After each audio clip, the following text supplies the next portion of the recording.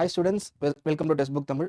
நம்ம இந்த செஷனில் வந்து 2022 பிஐபி கொஷின்ஸ் பார்க்க போகிறோம். ஜென்ரல் தமிழ் கொஷின்ஸ் பார்ப்போம். இப்போ ஃபஸ்ட்டு வந்து ஒரு முக்கியமான 15 கொஷின்ஸ் பார்ப்போம். இந்த 15 கொஷின்ஸில் வந்து வெறும் ஆன்சர் மட்டும் இல்லாமல் அந்த கொஷின் எங்கேருந்து எடுக்கப்பட்டது, அது இப்போ ஃபார் எக்ஸாம்பிள் ஒரு லைன் கொடுத்தாங்கன்னா எந்த செயலிருந்து எடுத்திருக்காங்க, அந்த செயலிருந்து வேறு என்ன கொஷின் வந்து அப்கமிங் எக்ஸாமில் நம்மளுக்கு வந்து வரும், அதெல்லாம் நம்ம பார்ப்போம். பேசிக்காக பார்த்தீங்கன்னா இந்த செஷனில் வந்து ஒரு 30 மினிட்ஸ் போகிற இந்த செஷன் ரொம்ப ரொம்ப இம்பார்ட்டண்ட்டாக இருக்கும். நீங்கள் வந்து ஃபஸ்ட்லேருந்து லாஸ்ட் வரைக்கும் பாருங்கள், நிறைய கற்றுப்பீங்க இந்த செஷனில். உண்மையாகவே உங்களுக்கு ஜென்ரல் தமிழ் கொஷின் அது நீங்கள் படிக்கும் போது நீங்கள் நெக்ஸ்ட் டைம் வந்து ஆன்சர் வந்து கண்டிப்பாக எழுதிருவீங்க, உங்களுக்கு எந்த ஒரு டவுட்டும் இருக்காது. அந்த மாதிரி தான் செஷன் கொண்டு போக போகிறோம். ஸோ 2022 பேப்பர் தான் நம்ம பார்க்க போகிறோம். இதில் நம்ம வந்து ஃபஸ்ட் கொஷின் நம்ம பார்ப்போம். கல்வி அழகே அழகு என்றும் கல்வி கரையில் கற்பவர் நாள் சில என்றும் கூறும் நூல் இது. இதுக்கு சரியான ஆன்சர் நீங்கள் பார்த்தீங்கன்னா நாலடியார் தான் இதுக்கு சரியான ஆன்சர். உங்களுக்கு திருக்குறள் கிடையாது, உங்களுக்கு தெரியும். உங்களுக்கு திருக்குறள் இது கண்டிப்பாக கிடையாதுன்னு தெரியும். ஏன்னா நம்ம திருக்குறள் ஓரளவுக்கு நல்லாவே படிச்சிருப்போம். மேபி உங்களுக்கு இந்த 3ல் டவுட் வரலாம். அதில் வந்து நாலடியார் தான் சரியான பதில். இன்னும் மேலும் நம்ம வந்து பார்க்கலாம். இப்போ இது நாலடியாரில் பார்த்தீங்கன்னா ஸோ இந்த பாடல்கள் தான் எடுக்கிறாங்க. இந்த பாடல்கள் படித்து பார்த்தாலே உங்களுக்கு ஓரளவுக்கு புரியும். குஞ்சி அழகும் கொடுந்தானை கோட்டழகும் மஞ்சள் அழகும் அழகு அல்ல, நெஞ்சத்து நல்லம் யாம் என்னும் நடுநிலைமையால் கல்வி அழகே அழகு. ஸோ இது கேட்டிருந்தாங்க பார்த்தீங்கன்னா, கல்வி அழகே அழகு இது கேட்டிருந்தாங்க. ஸோ இந்த செயல் என்ன சொன்னதுன்னா, ஆண்களுடைய முடி இருக்குல்ல, அது அழகு கிடையாது. அது தான் நல்லா வார்த்து சீவுறது, அது அழகு இல்லை. நம்ம வந்து நம்மளுடைய உடல் வாகுக்கு ஏற்ற மாதிரி உடுத்துற உடை அழகு கிடையாது. பெண்கள் பூசும் மஞ்சள் அழகு கிடையாது. அதெல்லாம் வந்து வெளிப்புற தோற்றத்துக்காக மட்டும் பண்ணுறது. எது அழகுன்னு பார்த்தீங்கன்னா, நம்ம மனசுக்குள்ள நல்ல விஷயங்கள் நம்ம செய்கிறோம்ல, அதுவும் வந்து நம்மளுக்கு எது நல்ல விஷயம், இதுதான் அதுதான் இது நல்லது அது கெட்டது அப்படின்னு நம்மளுக்கு யோசித்து நம்மளால் செய்யக்கூடியது வந்து எதனாலனா கல்வியால் தான். அப்படிப்பட்ட ஒரு பெருமிதத்தை தரக்கூடிய கல்வி தான் அழகு அப்படின்னு இந்த நாலடியார் செயல் சொல்லுது. அடுத்து பார்த்தீங்கன்னா, இதில் வந்து இந்த செயலில் பார்த்தீங்கன்னா கடைசி வரி தான் அந்த கல்வி அழகே அழகு. ஆனால் கேள்வியில் வந்து அடுத்த லைன் என்னென்னா, கல்வி கரையில் கற்பவர் நாள் சில, இந்த லைன் கேட்டிருந்தாங்க. ஸோ இது வந்து இந்த செயலோட முதல் வரி. இது ரொம்ப எல்லாருக்குமே தெரிஞ்சிருக்கும்னு நினைக்கிறேன். இந்த செயல் கல்வி கரையிலனா கல்விக்கு கரை என்பது இல்லை, கற்பவர் நாள் சில, அதில் படிக்கக்கூடிய நம்மளுடைய நாட்கள் வந்து சில. நல்லா யோசிச்சு பார்த்தீங்கன்னா, மெல்ல நினைக்கின் பிணி பல. அந்த நாட்கள்லையும் நம்மளுக்கு வந்து நிறைய பிணிகள் இருக்குது, நோய்கள் இருக்குது. அதனால் நம்மளுடைய நாட்கள் கம்மி. ஆனால் கல்வின்றது வந்து எல்லையற்று இருக்குது. என்ன இந்த செயலில் சொல்கிறாங்கன்னா, தெல்லிதின் ஆராய்ந்து அமைவுடைய கற்பவே நீரொழிய பால் உன் குறுகின் தெளிந்து. இப்போ அந்த குறுகின்ற பறவை நம் தமிழ் செயல்களில் படிச்சிருப்போம். குறுகின்ற பறவை வந்து உங்களுக்கு வந்து எப்படி வந்து நீரும் பாலும் கலந்துச்சுன்னா அதை நீரை தவிர்த்து பாலை வந்து எடுத்து குடிக்குதோ, அது போல் வந்து தெளிவாக நம்ம என்ன பண்ணோம், நல்ல கல்வி எந்த புத்தகத்துலேருந்து வருது, எந்த நூல் வந்து நமக்கு நல்ல கல்வியை தரக்கூடியதுன்னு பார்த்துட்டு அந்த நூலை வந்து நம்ம படிக்கணும். அதுதான் வந்து இந்த செயல். ஸோ இந்த 2 வரிகள் தான் கேட்டிருந்தாங்க. இதோட ஆன்சர் தான் நாலடியார். ஸோ இது உங்களுக்கு வந்து ரொம்பவே முக்கியமான கொஸ்டின். ஏன்னா வந்து கல்வின்ற டாபிக் வந்து எந்தெந்த செயல்கள் இருந்தாலுமே, அது திருக்குறளாக இருக்கட்டும், இல்லை அது வந்து நாலடியாராக இருக்கட்டும், எந்த செயலில் இருந்தாலுமே கல்வி பொறுத்த மட்டும் அந்த அதிகாரங்களோ இல்லை அந்த ரிலேட்டான செயல்களோ அடிக்கடி கேட்குறாங்க எக்ஸாமில். நீங்கள் பிஓவி பார்த்தாலே தெரியும். ஸோ உங்களுக்கு நான் ஒரு 3வது செயல் எடுத்திருக்கேன். ஏன்னா இவங்க வந்து இப்போ இந்த வருஷம் வந்து நம்ம லைக் லாஸ்ட் இயர் வந்து அவங்க வந்து இந்த கல்வி அழகே அழகு, கல்வி கரையில் கற்பவர் நாள் சிலன்ற செயல் கேட்டதுனால இன்னொரு செயல் பார்த்தீங்கன்னா அதுலேயும் வந்து கல்வின்ற வார்த்தை வருது. கல்வியை பற்றின ஒரு செயல் தான், இதுவும் நாலடியார் தான். இந்த செயல் பார்த்தீங்கன்னா, இம்மை பயக்குமால் ஈய குறைவு என்றால் தம்மை விளக்குமால் தாமுலரா கேடு என்றால் எம்மை உலகத்தும் யாம் காணும் கல்வி போல் மம்மர் அறுக்கும் மருந்து. ஸோ இது என்ன சொல்கிறாங்கன்னா, இம்மை அதாவது இந்த ஒரு ஜென்மத்தில் நமக்கு வந்து நன்மை பயக்கக்கூடிய ஒரு விஷயமாவோ, இல்லை வந்து நம்ம கொடுக்க குறையாத ஒரு விஷயமாவோ, இல்லை அது மட்டும் இல்லாமல் நம்ம யாருன்னு உலகத்துக்கு வந்து தெரிவிக்கிறதுக்கு நம்மளை வந்து விலக்கி சொல்வது நம்மளுடைய கல்வி. நம்ம இறந்தால் மட்டுமே ஒரு கல்வி வந்து நம்மளை விட்டு போகுதே தவிர, அதை தவிர்த்து நம்மளுக்கு அதுக்கு முன்னாடி இவங்க வந்து நம்மளுடைய கல்வியை பறிச்சிட்டாங்க, இவங்க வந்து நம்மளோட அறிவை பறிச்சிட்டாங்க அப்படின்ற ஒரு விஷயம் வந்து இந்த உலகத்தில் கிடையாது. இந்த மாதிரி எந்த ஒரு விஷயமும் பார்த்தீங்கன்னா கல்விக்கு மட்டும்தான் இந்த தனித்துவம் இருக்குது. அதனால் வந்து கல்வி போல் மம்மர் அறுக்கும் மருந்து. மம்மர்னால் நீங்கள் வந்து அறியாமை, கல்லாமை அப்படின்னு நீங்கள் எடுத்துக்கலாம். ஒரு வகையான ஒரு துன்பம். அந்த மாதிரி ஒரு மருந்து வந்து கல்வி தான் அப்படின்றது தான் இந்த ஒரு செயல் சொல்லுது. ரொம்ப முக்கியமான ஒரு செயல், இதுவும் ரொம்ப சிறப்பான செயல். நீங்கள் பார்த்தீங்கன்னா டிஎன்பிஎஸ்சியில் கேட்குற எல்லா கொஷின்ஸும் வந்து like most of the questions வந்து இதெல்லாம் வந்து நல்ல ரொம்ப வந்து சிறப்பான ஒரு வார்த்தைகள், சிறப்பான வரிகள், சிறப்பான கருத்துக்களை இருக்கக்கூடிய கொஷின்ஸ் தான் கேட்குறாங்க. ஸோ அப்படிப்பட்ட ஒரு கொஷின்ஸ் தான் இதுவும். ஸோ இதை பார்த்துக்கோங்க. அடுத்த கேள்விக்கு நம்ம வந்து போகலாம். அதான் கல்வி அழகே அழகு என்றும் கல்வி கரையில் கற்போர் நாள் சிலை என்றும். பதில் வந்து நாலடியார். ஸோ அடுத்தது பார்த்தீங்கன்னா, பொன் திறந்து கொண்டு புகாவா நல்கினாள். பழமொழி 400. புகாவா என்பதன் பொருள் யாது? ஸோ நல்கினாள் அப்படின்னா, நல்கினாள் என்றால் வந்து கொடுத்தாள் அப்படின்ற மாதிரி ஒரு பொருள் இங்கே வருது. ஸோ கண்டிப்பாக வந்து இது இப்போ நீங்கள் அதோட பொருள் நீங்கள் புரிஞ்சுக்கிட்டீங்கனாலே உங்களுக்கு வந்து 2 விஷயங்கள் கிடையாது உங்களுக்கு தெரியும். கண்டிப்பாக வந்து இது கிடையாது, காற்று கிடையாது, காற்று கொடுத்தாள் அப்படின்னு கிடையாது. மீதி 3ல் எதுன்னு நம்ம பார்க்கலாம். ஒரு நிமிஷம்.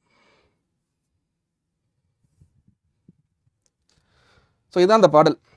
இந்த பழமொழி 400 பாடல் என்னன்னா, மாறி ஒன்று இன்றி வரந்திருந்த காலத்தும் பாரி மடமகள் பான்மகற்கு நீர் உலையுள் பொன் திறந்து கொண்டு புகாவாக நல்கினால் ஒன்று ஊரா முன்றிலோயில். இது ரொம்ப அழகான ஒரு குரல் இல்லை, அதாவது ஒரு பாடல். படிக்கும் போதே உங்களுக்கு இது புரியும் நினைக்கிறேன். ஏன்னா வந்து மாறி ஒன்று இன்றி வரந்திருந்த காலத்தும், அதாவது மழை பெய்யாத ஒரு காலத்தில் பாரி மடமகள் பான்மகருக்கு நீர் உலையுள். பாரியோட மகள் என்ன பண்ணுறாங்கன்னா, பான்மகர்ன்றது இங்கே வந்து பாணர்களை குறிக்குது. அந்த காலத்தில் பாணர்கள்லாம் இருந்தாங்கல்ல, இசையால் அவங்க வந்து அவங்களுடைய திறமையை வெளிக்காட்டி அவங்க வந்து பரிசு பெறுவாங்க. அவங்களுடைய வாழ்க்கைக்கு அதெல்லாம் வந்து ரொம்ப முக்கியமாக இருக்கும். ஸோ அந்த மாதிரி வந்து மழை இல்லாத ஒரு காலத்தில் கூட ஒரு பாணர் வந்து இறந்து கேட்குறாங்க, எனக்கு வந்து ஏதாவது கொடுங்க அப்படின்னு இருக்கும்போது பாரி மகள் என்ன பண்ணுறாங்கன்னா, நீர் உலையில் பொன் திறந்து கொண்டு புகாவாக நல்கினாள்.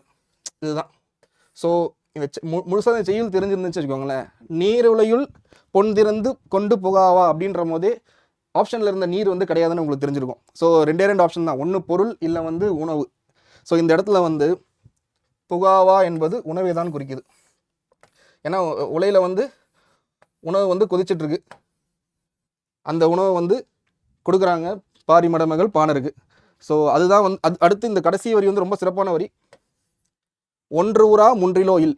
அதாவது இந்த செய்யுள் என்ன சொல்லுதுன்னா, என்கிட்ட ஒன்றுமே இல்லை அப்படின்னு சொல்லி ஒருத்தருடைய வீட்டில் போய் நீங்கள் இறந்து கேட்குறீங்கன்னா, அப்படின்னு கேட்கும் போது ஒருத்தன் வந்து என்கிட்ட எதுவும் இல்லை அப்படின்னு சொல்ல மாட்டாங்க. அப்படின்றது தான் இது வந்து ஒரு ஒரு வள்ளல் தன்மையை குறிக்குது. அந்த காலத்தில் வந்து அந்த பழமொழிகள் வந்து பொதுவாகவே வந்து வள்ளல் தன்மை, அவங்க வந்து என்ன பண்ணாங்க, அவங்க வாழ்க்கையில் இதெல்லாம் சிறப்பாகிறது தான் குறிக்குது. அப்படிப்பட்ட ஒரு செய்யுள் தான் இது. ஸோ புகாவாக என்பதுக்கு வந்து உணவு என்பது தான் சரியான விடை. சரிங்களா? ஸோ அடுத்த கேள்விக்கு போகலாம். இதை முடிஞ்சிருச்சு. முதுமொழி காஞ்சி என்று நூலுக்கு வழங்கப்படும் வேறு பெயரினை கண்டறிக. ஸோ எந்த நூலுக்கு வந்து முதுமொழி காஞ்சின்னு பேர் வழங்கப்படுதுன்னு கேட்குறாங்க. ஸோ இவங்க பாருங்கள், எல்லாருமே தெளிவாக வந்து எல்லா ஆப்ஷன்லேயும் வந்து கோவை கோவை கோவை அப்படின்னு கொடுத்துருக்காங்க. ஸோ உங்களை குழப்பத்துக்காக தான் கொடுத்துருக்காங்க. இதோட சரியான பதில் என்னன்னு நம்ம பார்க்கலாம். ஸோ ஆக்சுவலாக இந்த கொஷின் ரொம்ப இன்ட்ரெஸ்டிங்கான கொஷின். ஏன்னா வந்து இதே கொஷின் வந்து 2018 குரூப் 4 கேட்டிருந்தாங்க. குரூப் 4 எப்படி கேட்டிருந்தாங்கன்னா, இப்போ குரூப் 2 இந்த லாஸ்ட் குரூப் 2 வந்து இந்த முதுமொழி காஞ்சி பற்றி கேட்டிருந்தாங்க. இது வந்து இதோட இன்னொரு பேர் என்னன்னு.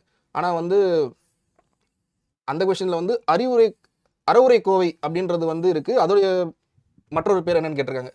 ஸோ ரெண்டுமே ஒரே பதில் தான், இன்டர்சேஞ்ச் பண்ணி கேட்டிருக்காங்க. So important questions. ஸோ பொதுவாகவே பார்த்தீங்கன்னா முதுமொழி காஞ்சி, இது பார்த்தீங்கன்னா முதுமொழினா உங்களுக்கு தெரியும், எல்லாருக்கும் வந்து முதுமொழினா பழமொழி தான் குறிக்குது. ஸோ பழமொழின்றது தான் முதுமொழிக்கும் சினனம். காஞ்சி என்பது வந்து என்னென்னு பார்த்தீங்கன்னா, மகளிர் இடையில் அணியும் ஒரு வகை அணிகலனை குறிக்குதான். ஸோ இப்போது மகளிர் வந்து தன்னுடைய இடையில் வந்து மணிகளை கோர்த்து இல்லை வந்து நகைகளை கோர்த்து செய்யக்கூடிய ஒரு அணிகலனை குறிக்குது. ஸோ வந்து அதுதான் வந்து முதுமொழி காஞ்சி. ஸோ அதே மாதிரி தான் வந்து எப்படி வந்து பல மணிகளை வந்து கோர்த்தது வந்து ஒரு அணிகலன் கோவையாக மாறுதோ, அந்த மாதிரி வந்து பல நல்கருத்துக்களை கூறுவதால் இது வந்து முதுமொழி காஞ்சின்னு சொல்கிறாங்க. ஸோ முதுமொழி காஞ்சி, அறவுரை கோவை, இது ரெண்டும் வந்து ஒரே நூல் தான், அதோடைய வெவ்வேறு பெயர்கள். ஓகே, நம்ம அடுத்த கேள்விக்கு போகலாம். ஒரு நிமிஷம். ஓகே, பதில் பார்த்துட்டோம். அறவுரை கோவை தான். பொம்மல் என்பதன் பொருள் யாது? ஸோ இதில் பார்த்தீங்கனாலே உங்களுக்கு தெரியும், அவங்க வந்து கன்ஃபியூஸ் பண்ணுறதுக்கு தான் வந்து இப்படி கொடுத்துருக்காங்க. ஸோ அரிசி கொடுத்துருக்காங்க, சோறு கொடுத்துருக்காங்க. அவங்களுக்கே தெரியும், நம்ம இந்த ரெண்டு பதில் பார்த்த உடனே ஓகே இதில் தான் இதுலேயே ஒரு ஆன்சர் இருக்கு, ஆனால் எது அதுன்றது தான் நம்மளுடைய கேள்வி. ஸோ அது என்னன்னு நம்ம வந்து கிளியராக பார்ப்போம்.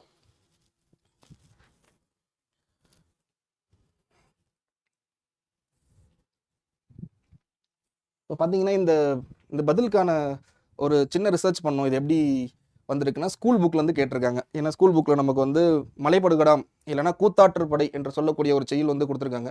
அந்த செய்யுளில் வந்து இந்த இடம் இந்த இந்த இந்த வரி வந்து கடைசியில் வந்து இடம்பெறுது. இரடி இரடி பொம்மல் பெருகுவீர் அப்படின்ற வந்து அவங்க சொல்லியிருக்காங்க. ஸோ இதில் இருந்தால் இந்த கேள்வி வந்து கேட்டிருக்காங்க. அடுத்து இந்த இந்த கேள்வி டைரெக்டாக கொஷின்லேருந்து இல்லைங்க புக்லேருந்து வந்த கொஷின் தான். இங்கே பார்த்தீங்கன்னா இங்கே பொம்மல் என்பதற்கு சோறு என்ற பொருள் அவங்களே கிளியராக கொடுத்துட்டாங்க. ஸோ இதை நீங்கள் படிச்சிருந்தீங்கன்னா கண்டிப்பாக எழுதிடுவீங்க, உங்களுக்கு எந்த ஒரு டவுட்டும் வராது. ஸோ இது ஏன் நம்ம கொடுத்துருக்கோன்னா இந்த இதே மாதிரி இந்த செய்யுள்லேருந்து ஒரு சில முக்கியமான சொற்களும் இருக்குது. ஸோ பார்த்தீங்கன்னா இந்த ஆரி, இந்த இந்த சொல் இல்லை இந்த சொல் இதெல்லாம் வந்து உங்களுக்கு வந்து நீங்கள் வந்து அவ்வளோ சீக்கிரம் வந்து நார்மலாக தமிழில் நீங்கள் பார்க்க மாட்டீங்க. ஸோ இதெல்லாமும் கேள்வி கேட்கலாம். முக்கியமாக நீங்கள் வந்து இதுவும் நீங்கள் படிச்சுக்கணும். இரடி, ஏன்னா வந்து இந்த பொம்மல் அப்படின்ற வார்த்தைக்கு முன்னாடி இருக்க வார்த்தையை அந்த இரடி பொம்மல் தான், அதாவது திணைச்சோறு தான் அந்த இடத்துல வந்து குறிப்பிடுறாங்க. ஸோ அதனால் வந்து பொம்மல் என்றால் சோறு, இரடி என்றால் திணைச்சோறை தான் இந்த கடைசி வரி வந்து இந்த செய்யுளுடைய கடைசி வரி வந்து பெற்று இருக்குது. ஸோ இலக்கண குறிப்பு பார்த்தீங்கன்னா முதல் வரியிலே இருக்குது இந்த அசை, கிழி இதெல்லாம் வந்து சொல்லிசை அளபடைகள். அளபடைகள் பற்றி நீங்கள் படிப்பீங்கன்னு நினைக்கிறேன், படிச்சிருப்பீங்கன்னு நினைக்கிறேன். ஸோ அளபடை வந்து ஜென்ரலாக வந்து செய்யுளில் வந்து ஓசை குறையும் போது அந்த ஓசையை வந்து நிறைப்பதற்காக வரக்கூடிய இடங்களில் வந்து வரக்கூடிய விஷயங்கள் தான் அளபடைகள். ஸோ வந்து இது வந்து மலைபடுகடாம் கூத்தாற்றுப்படைன்னு சொல்லப்படுது. ஆற்றுப்படைனா எப்படின்னா, இப்போ நான் வந்து ஒரு பாணராக இருந்துட்டு நான் வந்து ஒரு நல்ல ஒரு வெகுமானம் கிடச்சிருச்சு எனக்குன்னு வச்சுக்கோங்களேன். நான் வந்து என்ன மாதிரி இன்னொருத்தங்க கஷ்டப்படுவாங்க, இல்லை என்ன மாதிரி யாரோ வந்து எனக்கு எங்கேயாவது வந்து பொருள் கிடைக்குமா, எனக்கு எங்கேயாவது செல்வம் கிடைக்குமான்ற போய் நான் போய் ஆற்றுப்படுத்துறது வழிபடுத்துறது.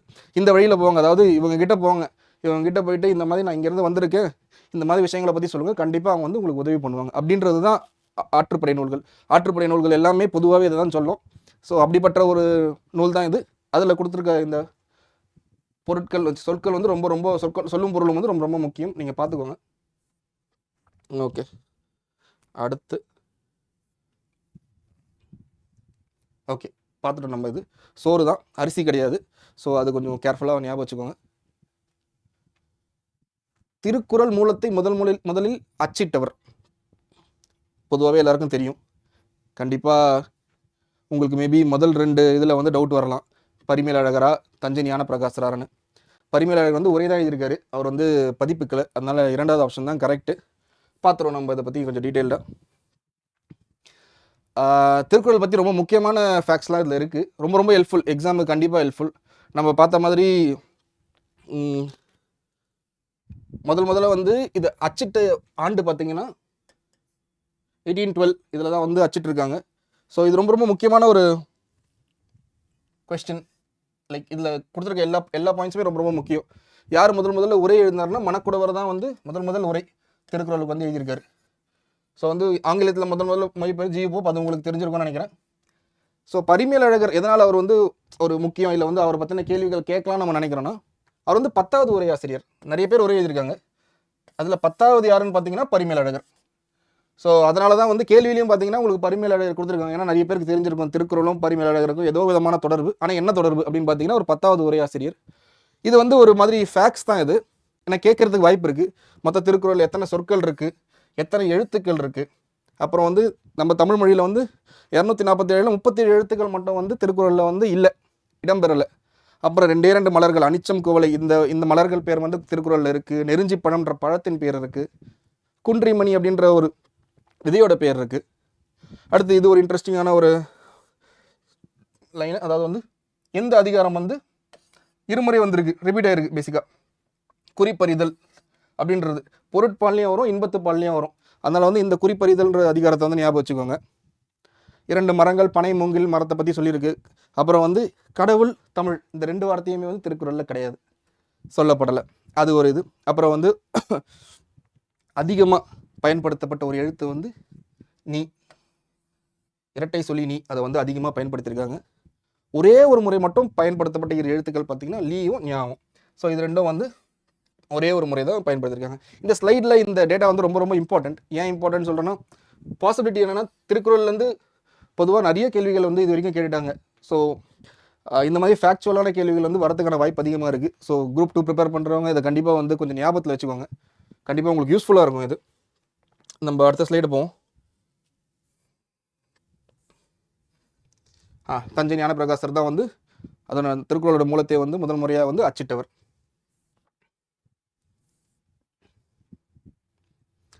சான்றோர் பாலராப சாலார் சாலார் பாலர் ஆகுபவே இப்பாடல் அடிகள் இடம்பெறும் நூல். இது வந்து ரொம்ப ரொம்ப அழகான ஒரு செயல். இந்த செயல் வந்து இந்த செயலோட அந்த முழு செயல் காட்டுறேன் பாருங்களேன், உங்களுக்கே வந்து அது வந்து பிடிக்கும். ஏன்னு சொல்றேன்னா, பொன்னும் துகிரும் முத்தும் மன்னிய மாமலை பயந்த காமருமணியும் இடைப்படச்சேய ஆயினும் தொடை புணர்ந்து அறிவிலை நன்கலம் அமைக்கும் காலை ஒருவழி தோன்றியாங்கு என்றும் சான்றோர் சான்றோர் பாலர் ஆப சாலார் சாலார் பாலர் ஆகுபவே.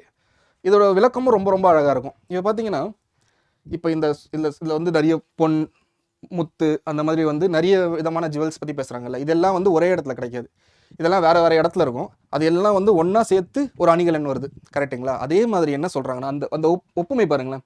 அதே மாதிரி சான்றோர் வந்து என்ன பண்ணுவாங்கன்னா, சான்றோர் பக்கத்தில் தான் சேருவாங்க. அதாவது நன்று படித்தவங்க, நல்லது எது கெட்டது எதுன்னு தெரிந்து கொள்ளும் அளவுக்கு தெளிவாக இருக்கிற சான்றோர்கள் நல்லவங்க கூட தான் சேருவாங்க. அந்த சான்றோர் இல்லாதவங்கள் சான்றோர் அல்லார் கூட தான் சேருவாங்க. அதுதான் இந்த செயல் வந்து நம்மளுக்கு சொல்லுது. இங்கே கீழே கொடுத்துருக்கோம் பாருங்களேன், இதையே கொடுத்துருக்கு பாருங்க. சான்றோர் சான்றோர் சான்றோர் பக்கமே சேர்வர், சால்பில்லாதார் பக்கமே சால்பில்லாதார் சேர்வர். அதுதான் வந்து இதோட வந்து ரொம்ப ரொம்ப இதுதான் முக்கியமான ஒரு வரியே. இதில் வந்து பேசிக்காக நான் வந்து என்ன சொல்கிறேன்னா, இந்த ஒரு வரி இருக்குல்ல, இது பார்த்தீங்கன்னா ஒரு மாதிரி ரொம்ப அதோட ஒலிகள் பார்த்தீங்கன்னா, அந்த ஒலிகள் வந்து திரும்பி திரும்பி அடிக்கி வர மாதிரி இருக்குது. ஸோ இது வந்து ஒரு சிறப்பான வரி தான். இந்த சிறப்பான வரிகளை டிஎன்பிஎஸ்சியில் கேட்குறதுன்றது ரொம்ப ரொம்ப நார்மல். அதனால தான் அவங்களும் கேட்டிருக்காங்க. இதுக்கப்புறமா நீங்கள் வந்து இந்த மாதிரி கேள்வி கேட்கும்போது கண்டிப்பாக நீங்கள் படித்த உடனே உங்களுக்கு வந்து ஞாபகம், ஓகே இந்த வந்து இந்த செயலில் இருந்தால் வந்திருக்கு, சான்றோர் பாலராப சாலார் சாலார் பாலர் ஆகுபவே அப்படின்னாலே ஓகே, சான்றோர்லாம் சான்றோர் கூட தான் சேருவாங்க, மற்றவங்கெல்லாம் அவங்க அதாவது இனத்தோடு தான் சேரும் அப்படின்ற ஒரு பேசிக்கான ஒரு மொழியை தான் அவங்க வந்து இந்த அளவுக்கு எழுதியிருக்காங்க அழகாக. நம்ம வந்து அடுத்த கேள்விக்கு போகலாம்.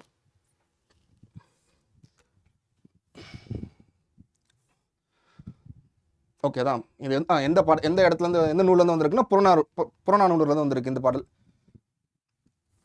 அடுத்து பொருந்தா சொல்லை கண்டறிக. எனக்கு தெரிஞ்சது ரொம்ப சிம்பிளான ஒரு இதுதான். இதில் வந்து டிஸ்கஷனுக்கு பெருசாக எதுவும் இல்லைன்னு நினைக்கிறேன்.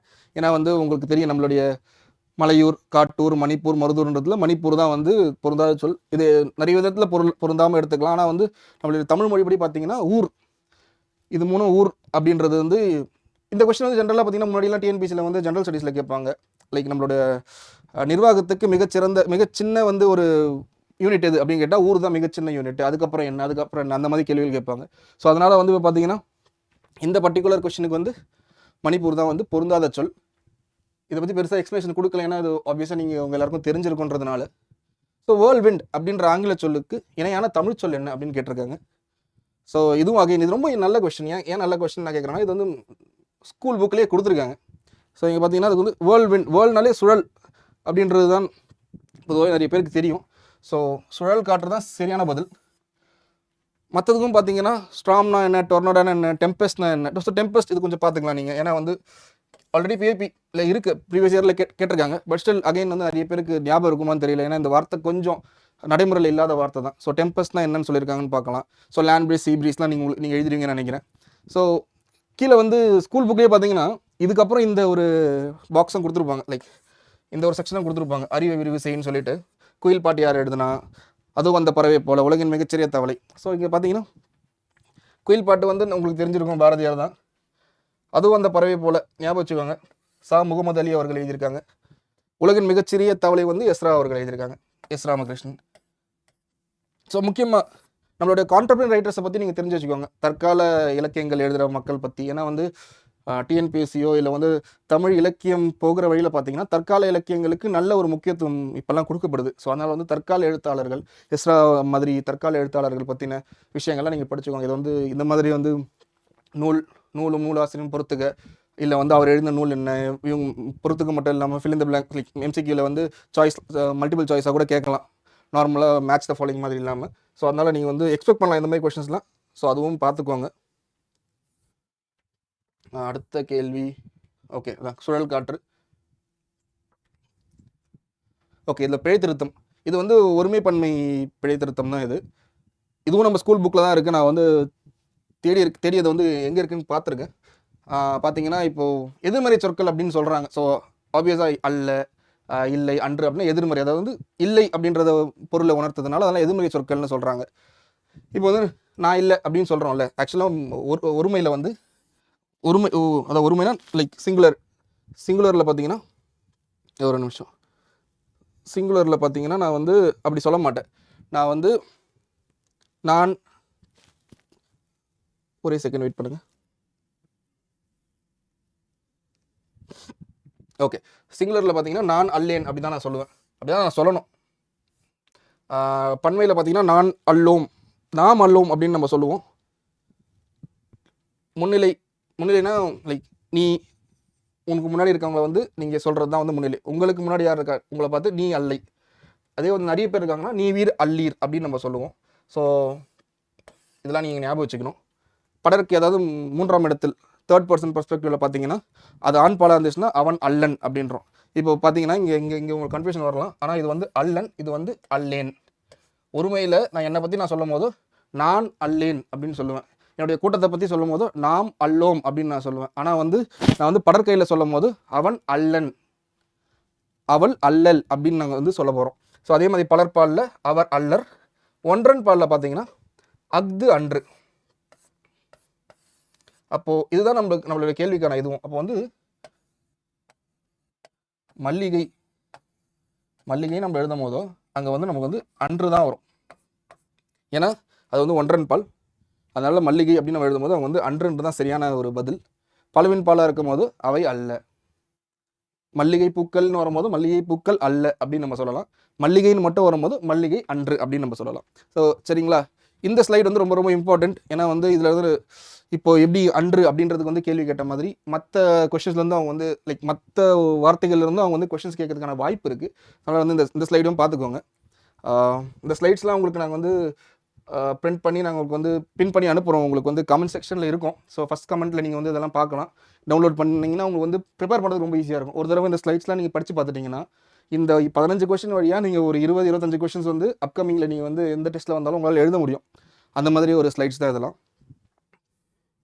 ஓகே, இதெல்லாம் முடிச்சாச்சு, இது முடிச்சாச்சு. ஓகே, நம்ம அடுத்து வந்து போவோம். அடுத்து பார்த்தீங்கன்னா ஓகே, ஆன்சர் நம்மளுக்கு வந்து பூக்கும் மலர் அன்று, அதுதான் சரியான பதில். ஓகே, அடுத்த ஸ்லைடு மரபு பிழையற்ற சொல்லை கண்டறிக. ஓகே, ஸோ எருது கண்டிப்பாக கர்ஜிக்கும் கிடையாதுன்னு உங்களுக்கு தெரியும், அலரும் கிடையாதுன்னு உங்களுக்கு தெரியும். மேபி உங்களுக்கு வந்து கத்துமா எக்காலமிடுமான்ற டவுட் வரலாம். இல்லை பொதுவாகவே இங்கே எருது எக்காலமிடும் என்பது வந்து பொதுவாக ப்ரிப்பேர் பண்ண நிறைய ஸ்டூடெண்ட்ஸ் தெரியும். நம்ம அடுத்த ஸ்லைடில் பார்ப்போம் என்ன கொடுத்துருக்குன்னு. ஸோ இந்த அடுத்த ஸ்லைடில் பார்த்தீங்கன்னா நம்மளோட ஸ்கூல் புக்ஸில் ஒரு சில இது கொடுத்துருக்காங்க. அதோட இளமை பெயர் ஒளி மரபெல்லாம் நம்ம வந்து இதில் கொடுத்துருக்கோம். இதில் எருது கொடுக்கலாம், அதோடைய டிஸ்ட்ராக்டர்ஸ் எல்லாம் கொடுத்துருக்காங்க பாருங்கள். புலினா என்ன பண்ணும், அதோட இளமை பேர் வந்து பழர், அது வந்து உருமும். சிங்கம் வந்து முழங்கும், சிங்கத்தோடைய இளமை பேர் வந்து குருளை. யானைனா கன்று, அது தெரிஞ்சிருக்கும், யானை பிளருமும் தெரியும். பசு வந்து கன்றுதான், பசு யானை வந்து அதோட இளமை பேர்கள் இல்லை அதோட குட்டிகளை வந்து நம்ம என்ன சொல்லுவோம்னா கன்றுன்னு தான் சொல்லுவோம். அதே மாதிரி வந்து பசு வந்து கதரும், ஒளி மரபு வந்து பார்த்தீங்கன்னா கதரும் தான். ஆடு வந்து குட்டி, ஆடு வந்து கத்தும். ஏன்னா ஆட்டுக்குட்டி சொன்னால் ஆட்டுக்குட்டி கத்தும்ன்றது தான் கரெக்ட். ஆனால் மற்ற எல்லாத்துக்கும் வந்து நம்ம வந்து கத்தும் சொன்னோம்னா அது வந்து ரொம்ப தவறாயிடும். அது வந்து மரபுபடி சரி கிடையாது. ஸோ வந்து எருது வந்து எக்கால விடும். உங்களுக்கே தெரியும், கத்தும்னா வந்து ஆடு தான் கத்தும் பார்த்தோம். நம்ம அலரும், ஆந்தை அலரும். கர்ஜிக்கும்ன்ற வார்த்தை வந்து தமிழ் கிடையாது. அதுக்கு பதிலாக நம்ம என்ன பண்ணலாம்னா நம்ம முன்னாடி ஸ்லைடில் பார்த்தோம்ல, முழங்கும், சிங்கம் முழங்கும் அப்படின்றத வந்து நம்ம வந்து பதிலாக வச்சுக்கலாம். அடுத்து ஆசிரியர்கள் பெயர்கள், அவங்களுடைய எழுந்த சிறுகதை. ஸோ சிலபஸில் பார்த்தீங்கன்னா சிறுகதை அப்படின்ற ஒரு தனி தலைப்பு இருக்குது. அந்த தலைப்புக்கு வந்து ரொம்ப இம்பார்ட்டன்ஸ் கொடுக்குறாங்க. சிறுகதை வந்து பெரும்பாலும் நம்ம வந்து என்ன தெரிஞ்சிருக்கணும்னா ரொம்ப சிறந்த சிறுகதைகள், இல்லை வந்து நம்மளுடைய கல்விக்கோ இல்லை நம்ம நாட்டுடைய நடைமுறைக்கோ ரொம்ப எது வந்து அத்தியாவசியமான கதைகள் நினைக்கிறாங்களோ அந்த கதைகளை பற்றின கேள்விகள் தான் வந்து கேட்கப்படுது. ஸோ ஏன்னா சிறுகதைன்றது வந்து ரொம்ப வாஸ்ட்.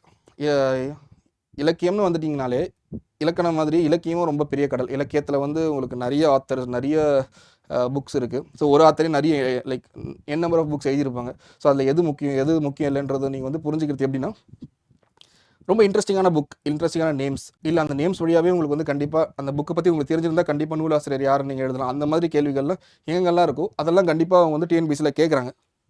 இப்போ நம்ம பார்க்கலாம் பாருங்களேன். இதுக்கு வந்து ஓகே, நான் வந்து அடுத்த ஸ்லைடில் உங்களுக்கு எக்ஸ்பிளைன் பண்ணுறேன். ஸோ இது வந்து ரொம்ப 4 புக்ஸ் பற்றியும் அந்த புக்ஸோடைய அட்டைப்படங்கள் வச்சுருக்கேன். கலைக்க முடியாத ஒப்பனைகள், நீங்கள் ஈஸியாக ஞாபகம் வச்சுக்கலாம். கலைக்க முடியாத ஒப்பனை, ஒப்பனைன்னு நீங்கள் வண்ணங்கள் அப்படின்னு ஞாபகம் வச்சு நீங்கள் வந்து வண்ணதாசன் அப்படின்றத ஞாபகம் வச்சுன்னா இது அவருடைய சிறுகதை தொகுப்பு, ரொம்ப முக்கியமான சிறுகதை தொகுப்பு. அதனால் வந்து கலைக்க முடியாத ஒப்பனைகள் அப்படின்ற ஒரு கேள்வி நீங்கள் கேட்டாலே ஓகே, ஒப்பனை வண்ணம் வண்ணதாசன் அப்படின்னு ஞாபகம் வச்சுக்கோங்க.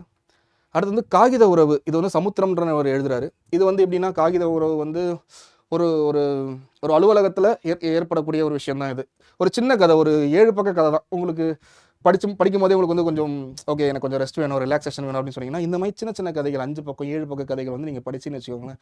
உங்களுக்கு வந்து அந்த கதை மறக்காது, அந்த கதை யார் எழுதினான்னு மறக்காது. அந்த இண்டெக்ஸில் பார்த்தீங்கன்னா இன்னும் 2-3 கதைகள் இருக்கும். சும்மா நீங்கள் பார்த்தா கூட ஓகே இதெல்லாம் இவங்க தான் எழுதுனாங்கன்ற ஒரு எண்ணங்கள் உங்களுக்கு வந்து லைக் என் நினைவில் அந்த இதெல்லாம் இருக்கும்.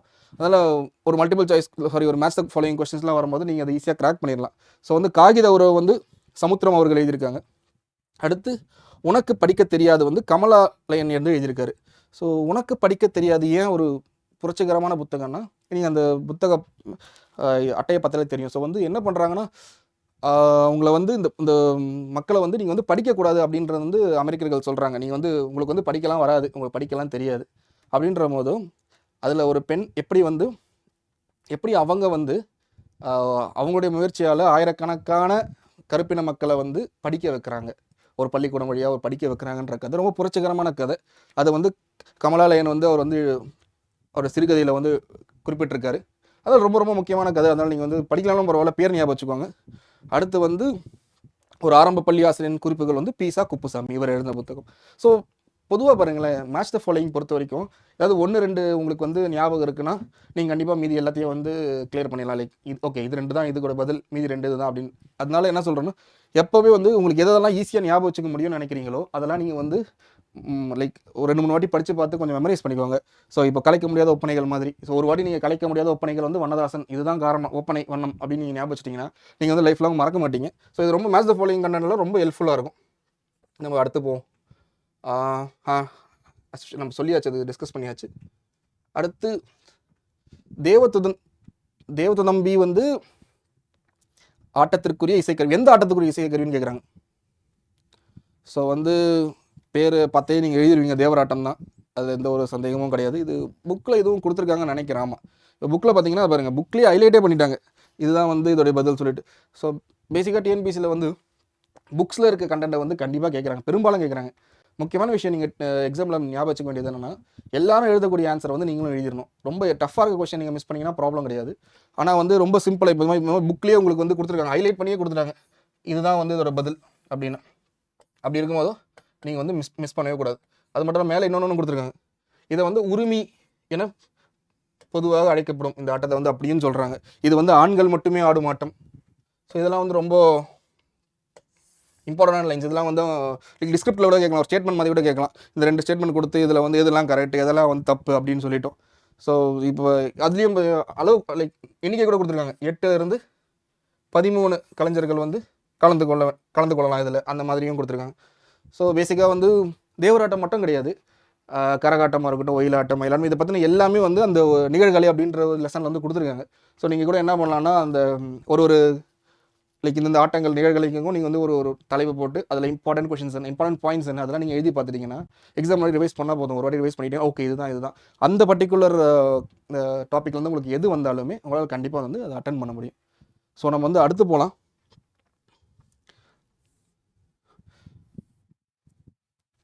தேவராட்டம் முடிஞ்சிருச்சு.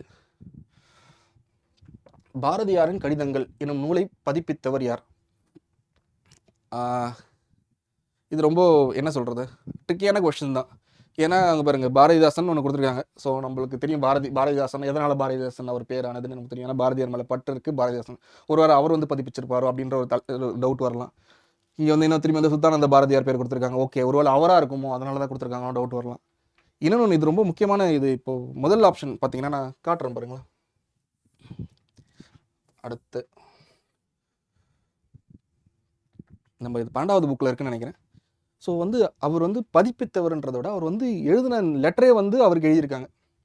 நெல்லையப்பருக்கு என்ன பண்ணியிருக்காருன்னா, பாரதியார் வந்து லெட்டரே எழுதியிருக்காரு. ஸோ அதனால உங்களுக்கு வந்து அதில் கூட டவுட் வரலாம். ஓகே, லெட்டர் பாரதியார் வந்து இவர் எழுதின இவர் தான் பதிப்பிச்சிருப்பாரோ? அதுவும் கிடையாது. எழுதின லெட்டர் தான் அவருக்கு. ஆனால் வந்து 12th புக்கில் கிளியராக கொடுத்துருக்காங்க. இக்கடிதம் வந்து யாருக்கு எழுதப்பட்டது, யாரால் அது வந்து பதிப்பிக்கப்பட்டிருக்கு அப்படின்னு. இப்போ பார்த்தீங்கன்னா ரா பத்மநாபன், ஒரு நிமிஷம், ரா பத்மநாபன் இதை வந்து பதிப்பிச்சிருக்காரு. பாரதி கடிதங்கள் என்னும் நூலில் வந்து அது வந்து இடம்பெற்றிருக்கு. ஸோ இங்கே பாருங்கள், அவர் வந்து அது மட்டும் இல்லை, இது முக்கியமானது வந்து அவருடைய எட்டயபுரம் அரசருக்கு கவிதை கடிதம் முதல் அவர் தான். அதாவது யாருக்கு முதல் கடிதம் எழுதியிருக்காருன்னு பார்த்தீங்கன்னா, எட்டயபுரம் அரசருக்கு வந்து எழுதியிருக்காரு. அதுக்கப்புறம் பார்த்தீங்கன்னா அது வந்து ஒரு கவிதை கடிதம். அதுக்கப்புறம் பார்த்தீங்கன்னா ஒரு மறைவுக்கு முன்னர் வந்து குத்திகேசவருக்குன்றவருக்கு வந்து கவிதை எழுதியிருக்காரு. ஸோ இங்கே பார்த்தீங்கன்னா இதெல்லாம் ரொம்ப ரொம்ப முக்கியமான பாயிண்ட்ஸ். இப்போது இந்த வாட்டி அவங்க லைக் லாஸ்ட் டைம் அவங்க கேட்டாங்க வந்து இது வந்து யார் வந்து பதிப்பிச்சிட்டாங்கன்னு. ஸோ அடுத்த எக்ஸாம்ஸில் அவங்க என்ன கேட்கலாம்னா, யாருக்கு வந்து எழுதுனாங்க, யாருக்கு முதல்ல எழுதினாரு, யாருக்கு வந்து தன்னுடைய மறைவுக்கு முன்னர் யாருக்கு வந்து எழுதினாரு, அதெல்லாம் கேட்கலாம். ஸோ அதுக்கான பதில் வந்து இங்கே இருக்குது. இப்போ பார்த்தீங்கன்னா நம்மளுக்கு என்னதான் வந்து லைக் 10th புக் வரைக்கும் நம்ம வந்து படிச்சிருந்தாலும் +1 +2ல் இருக்க சில கேள்விகள் வந்து கண்டிப்பாக வந்து எக்ஸாமில் வந்து வருது. ஸோ நீங்கள் 10th வரைக்கும் நல்லா தரவாக படிச்சிட்டிங்கன்னா +1 +2 கொஞ்சம் எட்டி பாருங்கள். அதில் வந்து பேசிக்காக இந்த மாதிரி பாக்ஸ், இந்த மாதிரி நூல்வெளி, இந்த மாதிரி விஷயங்கள் அட்லீஸ்ட் நீங்கள் வந்து பார்த்துட்டிங்கன்னா ஏதாவது ஒரு நம்மளுக்கு வந்து கொஷின்ஸ் மாட்டிடும். ஸோ அந்த கொஷின்ஸ்லாம் நம்ம வந்து அட்டன் பண்ணிடலாம். ஸோ இந்த டிஸ்கஷனில் உங்களுக்கு வந்து கண்டிப்பாக தெரியும், இது ஒரு டிஃப்ரெண்டான ஒரு லைக் வாட் இஸ் ஒரு வித்தியாசமான ஒரு கண்டென்ட் தான். ஏன்னா வந்து நம்ம ஜென்ரலாக பாரதியார் பற்றி படிக்கும் போதோ என்ன இது எழுதினார் அது எழுதினாருன்னு படிப்போம். ஆனால் அவர் வந்து யாருக்கெல்லாம் கடிதம் எழுதினார், அவருடைய கடிதத்தை யார் பதிப்பிச்சாங்கன்றது வந்து ஒரு நல்ல ஒரு கொஸ்டின், நல்ல ஒரு அண்டர்ஸ்டாண்டிங் உங்களுக்கு இதில் கிடைக்கும். ஓகே, இதெல்லாம் பண்ணியிருக்காங்க, இவங்களுக்குலாம் எழுதப்பட்டிருக்குங்கன்னு சொல்லிட்டு. ஸோ அதுவும் பாருங்கள், அதில் என்ன சொல்லியிருக்காங்கன்னா, பாரதியாரை விட 7 ஆண்டுகள் இளையவரான பரளிசு நெல்லையப்பரை பாரதி தன்னுடைய அருமை தம்பியாகவே கருதி அன்பு காட்டி வந்தார். ஸோ அந்த தம்பி மாதிரி நினச்சி அவருக்கு வந்து கடிதங்கள் வந்து எழுதியிருக்காரு. இன்னொரு விஷயமும் இருக்குது, தம்பி நெல்லையப்பருக்கு அப்படின்னு சொல்லிட்டு எழுதின கடிதம் பார்த்தீங்கன்னா பாரதியாரோடது. தம்பிக்கு எழுதின கடிதம் அப்படின்றதும் இருக்குது. நம்ம அடுத்த ஸ்லைட்ஸில் பார்ப்போம்.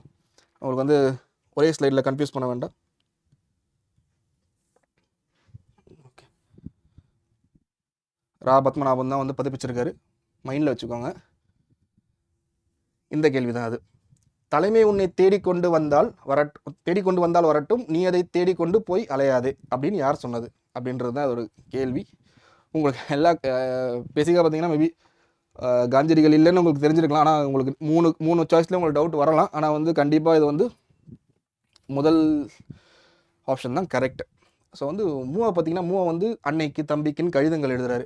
ஸோ அந்த இப்போ நம்ம தம்பிக்குன்ற கடிதம் எடுத்துன்னு வச்சுக்கோங்களேன், அதில் வந்து ஒரு 10 பாயிண்ட் கொடுக்குறாரு. அந்த 10 பாயிண்ட்லேருந்து எது வேணால் அவன் கேட்கலாம். ஆனால் 10வது பாயிண்ட் வந்து ரொம்ப ரொம்ப சிறப்பு. ஏன்னா அவர் வந்து இந்த 10வது பாயிண்ட் என்ன சொல்கிறாருன்னா, தலைமை உன்னை தேடிக்கொண்டு வந்தால் வரட்டும், நீ அதை தேடிக்கொண்டு போய் அலையாதே அப்படின்னு வந்து அவர் சொல்கிறார். உன்னை தேடி வரட்டும், நீ வந்து அதை தேடி போகாத. அது மட்டும் அவர் என்ன சொல்கிறாருன்னா, நீ வந்து இப்போ தலைமைன்றதே ஒரு தொண்டு தான், தலைமைன்றது ஒரு மிகப்பெரிய தொண்டு. நீ வந்து தலைமைன்ற தொண்டு வந்து உன்னை தேடி வந்துச்சுன்னா நீ வந்து எடுத்துக்கோ, இல்லைன்னா நீ ஒரு சாதாரண தொண்டராகவே இருந்துக்கோ அப்படின்னு சொல்லிட்டு ஒரு அதே 10வது பாயிண்ட்லேயே கடைசியில் இன்னொரு லைன் என்ன இருக்குன்னா, தொண்டுக்கு முந்து தலைமைக்கு பிந்து அப்படின்னு சொல்லியிருக்காரு. ஸோ இது ரெண்டுத்தில் எது வந்தாலுமே அது வந்து மூவா தான் வந்து சொல்லியிருக்காரு. அவருடைய தம்பிக்கு அப்படின்ற வந்து தம்பிக்கு எழுதப்பட்ட ஒரு இதில் கடிதத்தில் மூவா தான் அதோட பதில். இது உங்களுக்கே தெரிஞ்சிருக்கும்னு நினைக்கிறேன். ரொம்ப பழைய கொஸ்டின். அடியெல்லை. இப்போ நீங்கள் வந்து 8 தொகை அப்படின்னாலே உங்களுக்கு வந்து அந்த பாடல் ஞாபகம் இருக்கும், நற்றினை நல்ல குறுந்தொகை அப்படின்னு. நீங்கள் யாரும் மைண்டில் அப்படியே ஓடிடணும். அது அப்படியே உங்களுக்கு வந்து எந்த ஒரு டவுட்டும் வரக்கூடாது. நற்றினை நல்ல குறுந்தொகை, 500 ஒத்த 10 அப்படின்னு நீங்கள் வந்து சொல்லி பார்த்துட்டீங்கனாலே உங்களுக்கு 8 தொகை நூல்கள் வந்து உங்களுக்கு கன்ஃபார்மாக தெரியுது. அதுக்கப்புறம் உங்களுக்கு என்னென்னா அதோட அடியெல்லை வந்து நீங்கள் பார்க்குறீங்கன்னா இதுதான் பேசிக்கானது. இதில் குறுந்தொகை வந்து 4 முதல் 8. இதில் வந்து என்ன மற்ற இம்பார்ட்டண்டான கொஸ்டின்ஸ் பார்த்தீங்கன்னா உங்களுக்கே தெரியும். இந்த 3 முதல் 5 வந்து ரொம்ப சிறிய எல்லையை கொண்டது.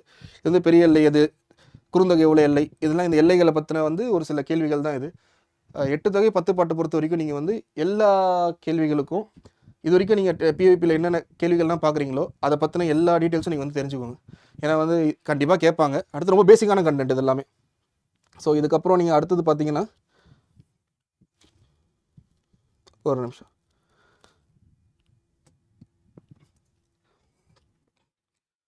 ஓகே, நம்ம அந்த 15 கொஷின்ஸ் பார்த்துட்டோம். இது நம்மளோட டெஸ்ட் புக்கில் இருக்க டெஸ்ட் சீரிஸ். டெஸ்ட் புக்கில் பார்த்தீங்கன்னா நம்ம வந்து டீட்டெயில் டெஸ்ட் சீரிஸ் கொடுக்குறோம். இந்த டெஸ்ட் சீரிஸில் வந்து உங்களுக்கு வந்து இந்த மாதிரி கொஸ்டின்ஸ், டிஸ்கிரிப்ஷன்ஸும் வந்து ரொம்ப எலாபரேட்டாகவும் கொடுக்குறோம். இப்போ நம்ம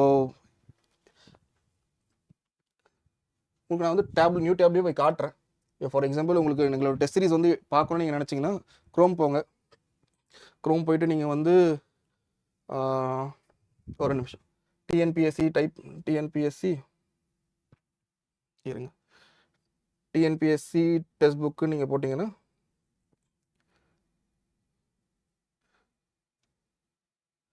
என்டர் பண்ணாலே உங்களுக்கு வந்து பாருங்கள் குரூப் 2 தான் ஃபஸ்ட்டு வருது. ஸோ குரூப் 2 டெஸ்ட் சீரிஸ்குள்ளே நீங்கள் போகலாம்.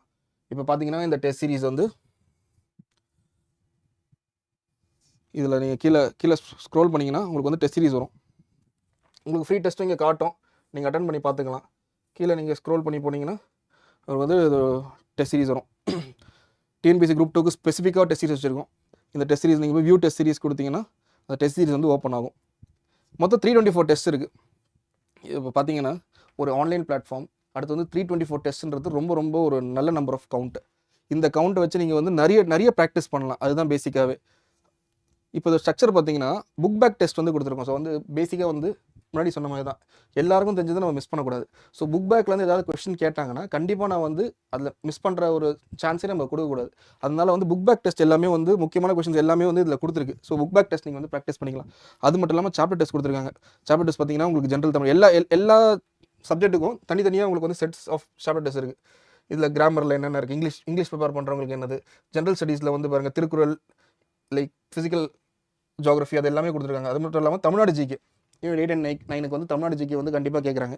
ஸோ தமிழ்நாடு ஜிகேலேயும் உங்களுக்கு பார்த்தீங்கன்னா என்ன மாதிரியான கொஷின்ஸ்லாம் பார்த்தீங்கன்னா இதெல்லாம் வந்து ரொம்ப இம்பார்ட்டன்ட். உங்களுக்கு வந்து மற்ற டெஸ்ட் சீரிஸில் நீங்கள் என்ன பார்த்தாலுமே தமிழோட ஸ்பெசிஃபிக் கொஷின்ஸ் வந்து ரொம்ப கம்மியாக தான் இருக்கும். இங்கே நம்ம எலாபரேட்டாக கொடுத்துருக்கோம்.